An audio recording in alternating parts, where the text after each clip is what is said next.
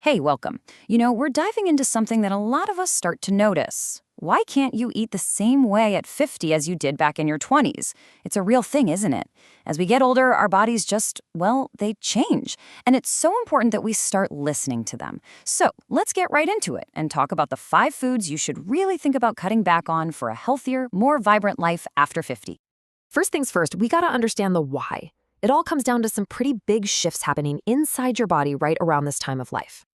So, this is the big question, right? It's super frustrating.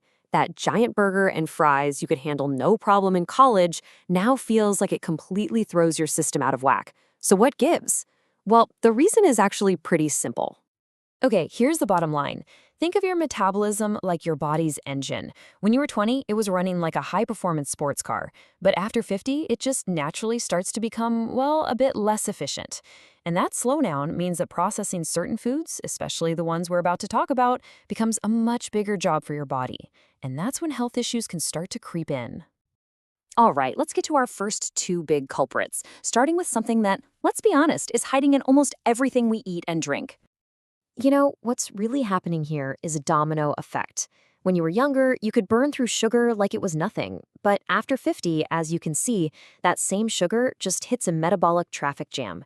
Your body struggles to deal with it, which leads straight to weight gain and something called chronic inflammation. And that's a huge trigger for major problems like heart disease and type 2 diabetes. This chart shows what we mean by a double threat. So, with red meat, the main villain is all that saturated fat, which really messes with your cholesterol. But then you've got processed meats, think sausages, bacon, that kind of stuff. With those, you're getting the fat plus a huge dose of sodium and preservatives. That combination is just really tough on an aging body, pushing up blood pressure and even raising the risk for certain cancers. Next up, let's talk about 2 ingredients that are basically staples in so many diets, but they can become really problematic as we get older. This is such an important difference to understand. Think about refined white flour, sometimes called maida, like throwing kindling on a fire. It burns super hot and super fast, causing this massive sudden spike in your blood sugar. Whole grains, on the other hand, they're like a slow-burning log. They give you steady, sustained energy without totally overwhelming your system. This word is perfect for it, a jhatka. It's a shock. Every single time you eat those refined carbs, you're sending this jolt through your body. And over time, all those little shocks start to wear down your body's ability to use insulin properly. And that's what paves the way for insulin resistance and, down the line, type 2 diabetes. Just look at that. 1 single teaspoon. That's the recommended maximum daily amount of table salt for a healthy person. It's shockingly small, isn't it? And you know what? There's a really important catch. And here is the catch. That 1 teaspoon limit isn't just about the salt you sprinkle from the shaker. The real danger is all the hidden salt that's packed into processed foods, snacks, and ready-made meals. After 50, our heart and our kidneys just get more sensitive, and all that extra sodium forces them to work overtime, which can lead directly to high blood pressure. Okay, let's move on to our final category.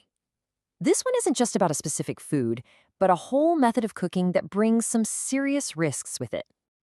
This right here explains exactly why trans fats, which you find a lot in deep-fried foods, are so bad for you.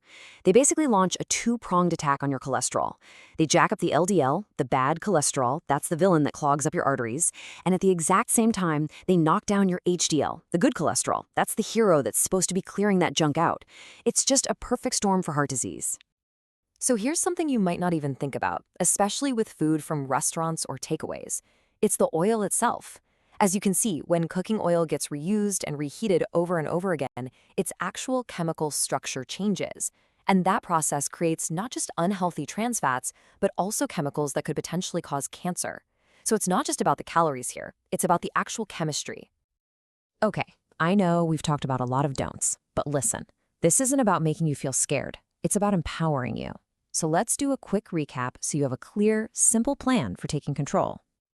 So, here it is, your simple checklist for making smarter choices. Each one of these 5 things puts a very specific kind of strain on your body after the age of 50. This really isn't about depriving yourself. It's about giving your body the right fuel it needs for a healthier and way more active future. So, as we wrap this up, let's make it personal. You don't have to completely change your diet overnight. That's not realistic. Just look at this list. What is the one small, totally manageable change you can make starting today? Because honestly, that single step, that's the most powerful one you can take.